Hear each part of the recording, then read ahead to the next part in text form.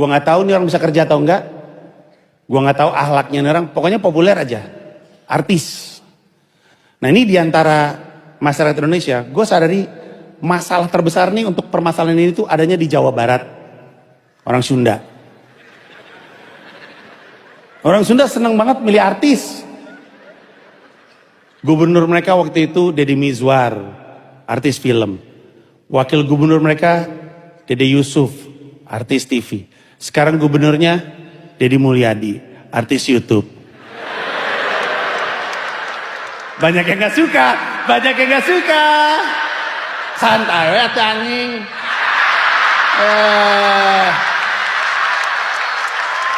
Bang Panji, terima kasih ya. Saya penggemar Anda loh. Anda ini keren, setiap pernyataan-pernyataannya itu menggelitik, korektif, dan edukatif.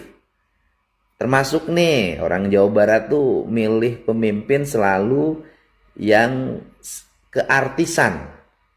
Tetapi sayang sekali Bang Panji, Pak Deddy Mizwar dan Pak Deddy Yusuf waktu nyalonin jadi gubernur malah nggak kepilih.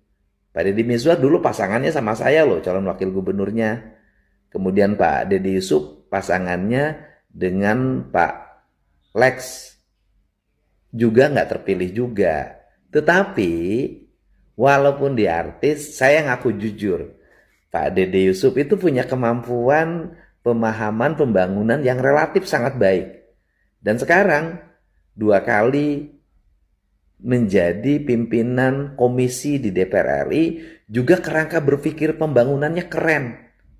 Nah, untuk itu banyak yang artis juga punya kemampuan. Nah, sedangkan saya sendiri yang dianggap gubernur yang YouTuber, saya nggak boleh muji diri saya, baik apa enggak saya memimpin.